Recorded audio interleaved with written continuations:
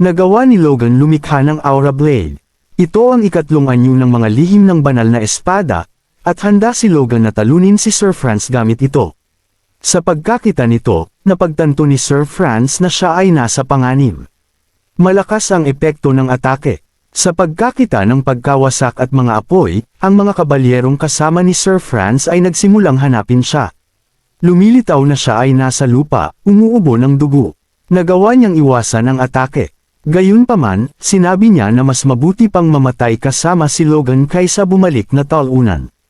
Umalis si Logan sakay ng kabayo, iniisip kung paano siya nagpabiyak. Binalikan niya ang sandali nang sumugod si Sir Franz sa kanya habang nag-charge siya ng ikatlong estilo. Nakita niya ang butas na kasing laki ng barya na tumagos sa kanyang kanang dibdib, na tiyak na mula sa kanyang naunang atake. Ang kanyang masayang ekspresyon at lahat ng daldal ay palabas lamang. Ngunit hindi nakita ni Logan ang lahat ng iyon. Ang alam niya lang ay isang bagay. Sa kanyang mga kasanayan at kayamanan, tiyak na matatalo niya ang isang mataas na ranggong advanced na kabalyero. Gusto niyang sabihin na malaking bagay na iyon, ngunit tila mahuhulog siya sa kanyang kabayo. Nanatili siyang nakahiga sa lupa at nagpatuloy ang kabayo. Sa mansyon ng McLean, sina Rick at Dwayne ay nagulat nang makita si Logan. Tinanong nila kung ano ang nangyari sa kanya, at sinabi niya sa kanila na nahulog siya sa kanyang kabayo. Ang pagbabalik ni Logan ay nagdulot ng malaking kaguluhan sa sambahayan ng McLean. Pagkatapos ng lahat, ang tagapagmana na bumalik mula sa Bifrost pagkatapos ng 2 linggo ay mukhang lubos na nahirapan. Walang sapat na katibayan upang magsampa ng formal na reklamo sa Bifrost. At maaari nilang subukang maghanap ng away sa ilalim ng pagkukunwari ng paninirang puri. Kaya ang insidenteng ito ay wala silang magagawa kundi tumahimik na lang. Gayunpaman, nahihiya si Patrick, sinasabi kay Logan na tinitiis niya ang lahat ng mga paghihirap na ito dahil kulang sa kapangyarihan ang kanilang pamilya. At hindi niya kayang tingnan ang mukha ni Logan. Sinabi ni Logan sa kanyang ama na magbabayad sila sa kanila sa lalong madaling panahon. Ngunit para doon kailangan niyang muling ayusin ang kanilang mga puwersa. Sa lugar ng pagsasanay, hinahampas ni Ronian ang kanyang espada, gamit ang force. Naalala niya ang sinabi ni Logan sa kanya bago siya nakipaglaban sa Sylvan. Kung paano madaling matatapos ang digmaang ito, at hindi na kailangang sumama si Ronian sa kanila. Sa halip, dapat niyang hasain ang kanyang mga kasanayan. Sa pagbabalik tanaw sa pangyayaring ito napagtanto ni Ronian na hindi niya hahayaang patuloy siyang ituring ni Logan na parang bata, dahil isa rin siyang espada ng kanilang pamilya. Naisip niya na kinailangang magdusa si Logan ng gayong kahihiyan sa Bifrost dahil sa isang bagay. Ngunit siya ay naputol bago matapos ang kanyang pag-iisip ng isang taong kumikilala sa kanyang pagsusumikap. Lumingon si Ronian at nanatiling tulala nang makita ang kanyang kapatid, na nagsabi sa kanya na magpahinga dahil gusto niyang ipakilala siya sa taong makakasama niya sa pagsasanay mula ngayon. Ang taong ito ay tila si Victor, na nakasuot ng bagong makantab na baluti at nagpapahayag ng kanyang presensya at titulo, isa sa mga bagong kabalyero. Nakipag-usap si Ronian, tinanong si Victor kung akma ang kanyang baluti. Ngunit sa totoo lang, naiisip lang niya kung kasing edad niya si Victor, ngunit tinanong niya ang kanyang sarili kung isa rin siyang force user. Sinabi ni Logan kay Ronian na hindi pa matagal mula nang magising si Victor. Kaya gumugugol siya ng oras sa pag-aayos sa kanyang force hanggang ngayon. Sinabi niya kay Ronian na talagang kasing edad niya si Victor, kaya dapat itong maging magandang motibasyon para sa kanilang dalawa. Tinanong ni Ronian si Logan kung ano ang ibig niyang sabihin sa pagsasanay ng magkasama, at sumagot si Logan na ang ibig niyang sabihin ay sparring. Pagkatapos, habang magkaharap sina Ronian at Victor, tinanong niya sila kung gusto nilang subukan ito ngayon din. Pagkatapos ay nagbigay si Logan ng senyales para magsimula silang maglaban. Sumugod si Victor, sinusubukang tamaan ang leeg ni Ronian, ngunit nagawa niyang iwasan ang atake. Sa pagkakita nito, napagtanto ni Ronian na ginagamit ni Victor ang Iron Blood Sword. Tumingin siya kay Victor, at tinanong ang kanyang sarili kung talagang nagising lang siya sa force kamakailan. Sa pagkakita ng matinding force sa mga atake ni Victor, nagpasya si Ronian na kailangan magseryoso. Kaya't nag-charge siya ng kanyang force, handang talunin si Victor. Nakita ito ni Victor, at napagtanto niyang nasa problema siya kung tatama ang atake ni Ronyan. Sumugod si Ronyan, naglalabas ng malakas na alon ng force, ngunit nagawa itong iwasan ni Victor, tumalon ng mataas sa hangin. Pagkatapos ay inihanda niya ang kanyang susunod na atake, mula sa itaas, sinusubukang sorpresahin si Ronyan. Itinulak ni Victor ang kanyang espada sa lupa, nag-iwan ng isang butas. Ngunit sa kabutihang palad na gawang gumalaw ni Ronyan sa huling segundo. Tumingin si Ronyan sa direksyon ni Victor, at sinabi sa kanya na siya ay isang halimaw. Gayunpaman, tila hindi nababahala si Victor sa anumang paraan. Sa pagkarinig nito, nagsimulang tumawa si Logan, tinatanong si Ronyan kung sino ang tumatawag sa kung sino ang halimaw, at tila nahihiya si Ronyan. Pagkatapos ay muling kinuha ni Ronyan ang kanyang tindig, at naisip na dapat niyang subukan ang kanyang makakaya. Sa kabilang banda, nakangiti si Victor, mukhang medyo nakarelax. Tumingin si Logan sa laban mula sa isang ligtas na distansya, at napagtanto na totoo ang kanyang iniisip, may synergy sila. Iniisip niya na hindi lamang pinagkadalubhasaan ni Victor ang pag-aaral ng Iron Blood Sword, ngunit inaayos din niya ito upang mas bumagay sa kanyang estilo. Si Ronyan, na kayang lampasan ang mga intermediate na kabalyero sa kanyang limitadong kaalaman sa mga estilo ng espada, ay malayang gumagalaw, hindi nakatali sa mga anyo. Iniisip ni Logan na ang kulay lila, malayang talam, at ang dalisay na eksaktong talam ay dapat magpakita ng mga katangian na ipinapasa nila sa isa't isa habang sila ay naglalaban. Habang iniisip niya iyon, sumigaw si Ronyan na hindi maaaring gamitin ni Victor ang kanyang mga suntok. At sinabi ni Victor na lahat ay pwede sa laban, na nagpatawa muli kay Logan, sinasabi sa kanila na huwag masyadong maglaban. Bumalik sa pag-iisip si Logan na may 7 taon pa bago magsimula ang digmaan ng imperyo. At ang dalawang iyon, ibig sabihin sina Ronyan at Victor, ay maaaring maging ganap na kabalyero sa loob ng 5 o 6 na taon. At magiging mabuti kung matutunan din ni Victor ang mga lihim ng banal na espada ngayon. Ang tanong, gayunpaman, ay kung talagang mapagkakatiwalaan ni Logan si Victor ng ganoon. Naiisip niya na magiging maganda ang isang uri ng catalysta na maglilingkod sa kanya. Sa pag-aaral ni Logan, lumalabas na ipinaalam ni Logan kay Clayton ang isang bagay na nagpaiwan sa kanya at sa kanyang mga disipulo na nagulat. Sinabi niya sa lahat na nakikita ni Victoria ang banda ng mana.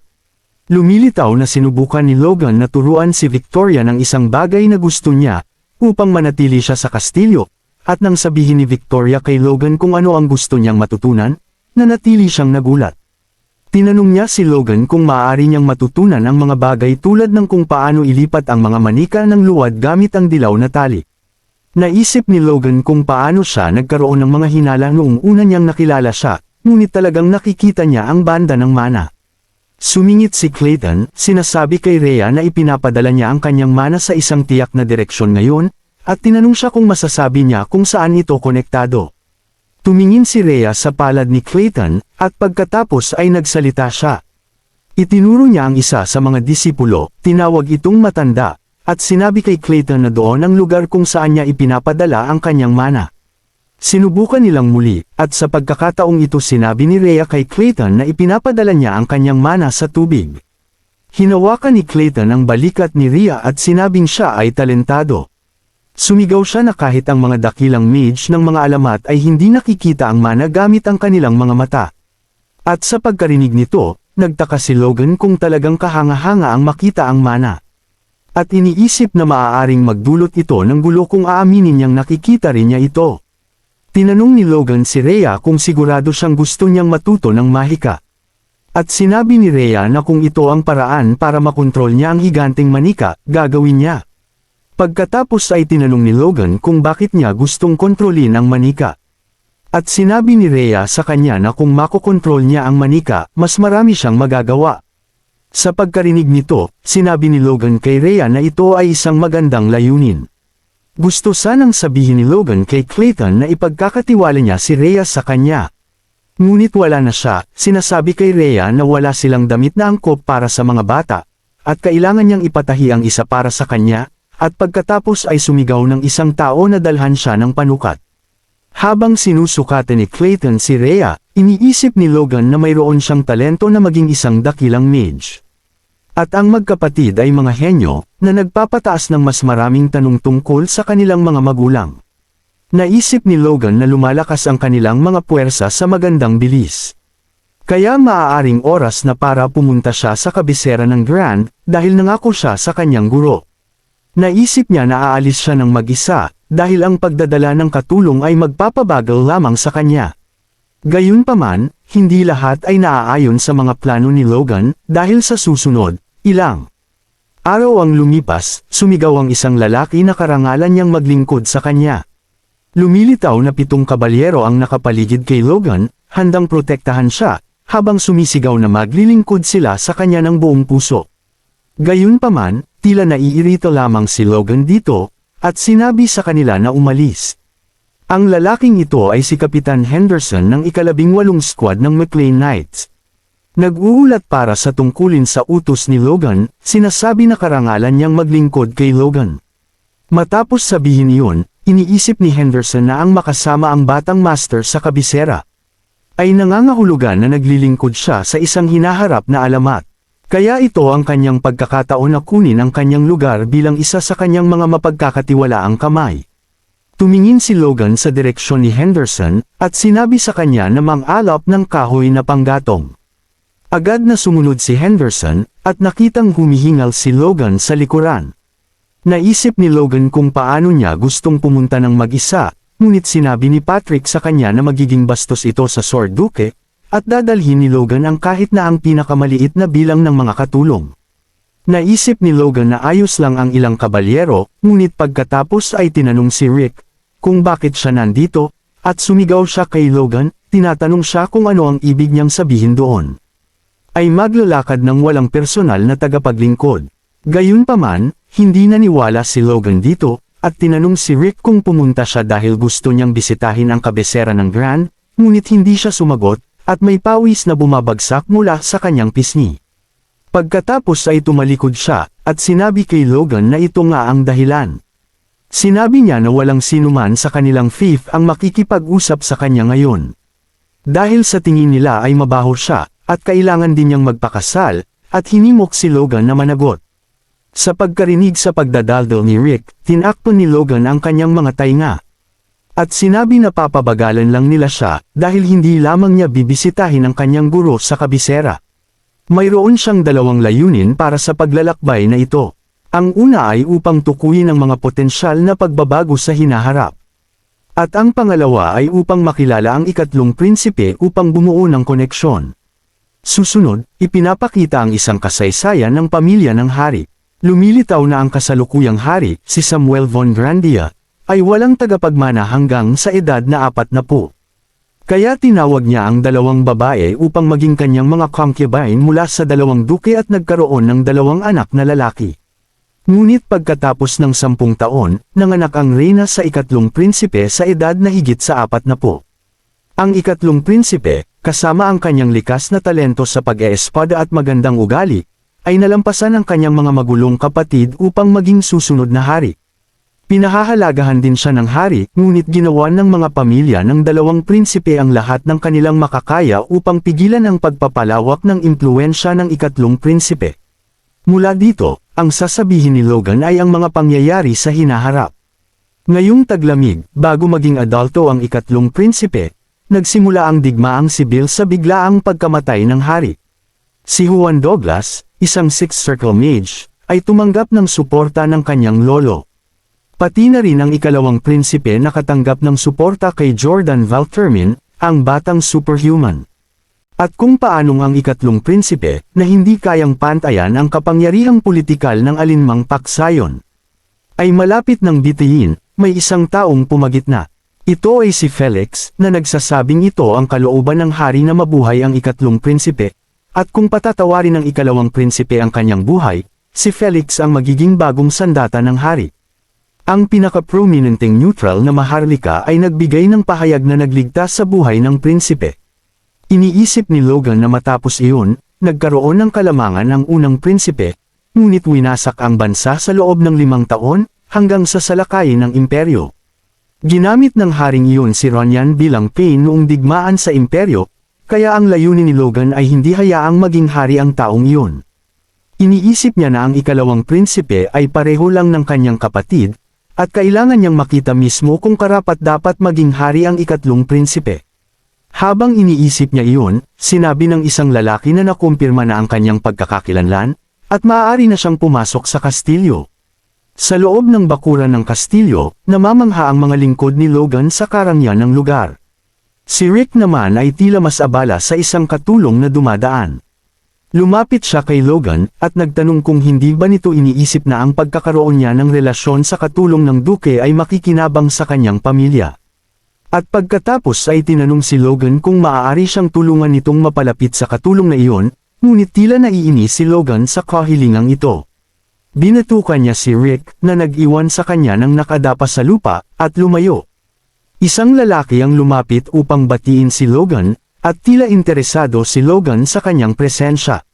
Sinabi ng lalaki kay Logan na sumunod sa kanya, habang ang iba ay maaaring sumunod kay Sir Ermin, at doon napagtanto ni Logan kung sino iyon. Tinanong ni Logan ang pangalan ng lalaki, at sinabi ng lalaki na nakalimutan niyang magpakilala. Nagpakilala ang lalaki bilang Louis Heian, ang tagapangasiwa ng duke. Doon napagtanto ni Logan na siya nga ang kanyang iniisip, si Kapitan Louis ng Grandia Liberation Front. Hindi tulad ni Logan, na nag-aalab sa paghihiganti, siya ay isang taong may mga ideal. Naalala ni Logan kung paano sila huling nagkita. Ito ay noong ibinigay ni Kapitan Louis kay Logan ang mga lihim ng banal na espada, at hiniling sa kanya na bigyang kahulugan ito. Sinabi niya kay Logan na kabisaduhin ang lahat, at kahit na kailangan niyang sunugin ang libro, dapat alalahanin ni Logan ang lahat, at ipasa ito sa isang taong may talento. May iba pang ibinigay ang kapitan kasama ang lihim na teksto, ngunit hindi maalala ni Logan kung ano iyon. Dahil hindi niya maalala, nagtataka si Logan kung bakit, dahil dapat itong mahalagang alaala. Nakikita ang kanyang pagpupumilit, tinanong ni Sir Louis si Logan kung okay lang siya. Halos tawagin ni Logan si Louis na kapitan, ngunit mabilis na naitama ang sarili, tinawag siyang tagapangasiwa, at nagpasalamat sa kanyang pag-aalala, sinasabing hindi siya nakapagpahinga ng maayos kagabi. Sinabi ni Louis kay Logan na dapat niyang pangalagaan ang kanyang katawan habang bata pa siya. Dahil kahit na okay lang ngayon, kapag tumanda siya, babalik ang lahat kay Logan. Kaya kailangan niyang mag-ingat. Nang marinig ito, naalala ni Logan na madalas ding sabihin ni Louis iyon sa kanyang nakaraang buhay. Mabuti na lang, kontrolado na ni Logan ang mga bagay ngayon, at anuman ang alaala na iyon. Nakaraan na iyon, kaya kailangan lang niyang tiyakin na hindi ito mangyayari sa buhay na ito. Sa loob ng mansyon, dinala ni Louis si Logan sa harap ng silid-aralan ni Felix, at sinabi sa kanya na naghihintay ang duke sa loob. Pagkatapos ay sinabi niya kay Logan na magkikita sila mamaya, at nagpasalamat si Logan sa kanya sa pagpapakita sa kanya ng tamang daan. Pagtalikod ni Logan, may sumigaw na boses mula sa likuran, tinatanong siya kung ano ang ginagawa niya. Pagkatapos ay sinabi niya, ano ang hinihintay niya. Ngumisi si Logan at lumingon. Tumungo si Logan sa kabilang direksyon. At sinabi na napakasaya niyang makita muli, at labis siyang natutuwa na mukhang maayos siya. Tila kinakausap ni Logan ang Sword Duke at ang kanyang asawa, na kumikilala sa presensya ni Logan, at nagsabing marami siyang narinig tungkol kay Logan mula kay Felix. Sinabi niya kay Logan na malaki ang utang na loob nila sa kanya, at tumugon si Logan sa pamamagitan ng pagsasabing nakakatuwang makilala sa wakas ang Duchess, at binati siya sa nalalapit na pagsilang ng kanyang tagapagmana. Sinabi ng Duchess na tungkol doon, may gusto siyang itanong kay Logan. Sinabi ni Logan na bukas siya sa anumang gusto niyang itanong sa kanya. Inilagay niya ang kanyang mga kamay sa kanyang tiyan, at nagtanong. Tinanong niya si Logan kung maaari niyang piliin ang pangalan ng sanggol para sa kanila, at nanatiling tulala si Logan nang marinig ito. Pumagitna si Felix, at nagsabing matagal na nilang pinag-uusapan ito ng Duchess, at lahat ito ay dahil kay Logan, kaya gusto nilang piliin ni Logan ang pangalan ng bata. Pagkatapos ay nagtanong siya ng patanong kung tatanggihan ni Logan ang panukalang ito, ngunit wala pa ring imek si Logan. Pagkatapos ay naisip ni Logan kung paano nagpapas siya at nagliliwanag ang isang pangalan sa landas na tinatahak ng isang bata. Ito ang paniniwala ng mga tao ng Grandia mula pa noong sinaunang panahon. Ang mga maharlika ay naghahanap ng mga respetadong individual sa sandaling ipanganak ang kanilang mga anak upang pangalanan sila. Nagdaraos pa sila ng mga piging bilang pagdiriwang ng mga pangalan ng kanilang mga anak. Ngunit ang ipaubaya ang gayong mahalagang gawain kay Logan ay ibang usapan. 2 beses pa lang silang nagkikita, at nakikita niyang malaki ang impluwensya nila sa buhay ng isa't isa. Naisip ni Logan na ito ay isang mabigat na responsibilidad, ngunit wala siyang nakikitang dahilan upang tumanggi, kaya sinabi ni Logan na isang karangalan para sa kanya. Nang marinig ito, parehong masaya sina Felix at ang Duchess. Labis na natuwa ang Duchess at nagpasalamat kay Logan. Pagkatapos ay sinabi ni Felix sa Duchess na magpahinga na siya, dahil sinabi na niya sa kanya na hindi niya kailangang magpumilit dahil nagdadalang tao siya. Ngunit sinabi ng Duchess na may mga kaugalian pa ring dapat sundin, at ito ay isang kahilingan. Lumingon si Felix, at sinabing kapaki-pakinabang pa rin ito para kay Logan. Iniisip na ang nagpangalan sa anak ng Sword Duke ay magiging magandang titulo para kay Logan. Pagkatapos makalabas ang kanyang asawa sa silid ni Felix, sinabi niya kay Logan na dapat nilang pag-usapan ang kanilang mga katawan, ngunit hindi maintindihan ni Logan kung ano ang ibig niyang sabihin doon. Tiningnan ni Felix si Logan, at sinabing nagulat siya kung gaano kabilis tumaas ang antas nito, at sa kabuuan, sa loob ng napakaikling panahon, sinabi niya kay Logan na gusto niyang makita kung gaano na siya kalakas ngayon. Sa loob ng lugar ng pagsasanay, muling nagkaharap sina Felix at Logan, handa ng maglaban. Tumalon si Logan pasulong, handa nang atakihin si Felix gamit ang lahat ng kanyang makakaya. Gayunpaman, sa isang iglap, naiwasan ni Felix ang atake at napunta sa likuran ni Logan, handa nang gumanti. Nang makita ito, huminga ng malalim si Logan at lumingon. Iniba niya ang direksyon ng kanyang atake, ngunit nagawa pa rin itong harangin ni Felix. Nang makita ito, naisip ni Logan na madaling hinaharang ni Felix ang kanyang mga atake. Kaya naman, kung ito ay laban sa kanyang master, masusubukan niya ang kanyang sariling mga limitasyon. Gayunpaman, may nangyaring nakaka-interes, dahil sinabi ni Felix kay Logan na huminto. Pagkatapos ay tinanong niya si Logan kung ano ang ginagawa niyang kalokohan, at naiwan si Logan na walang masabi.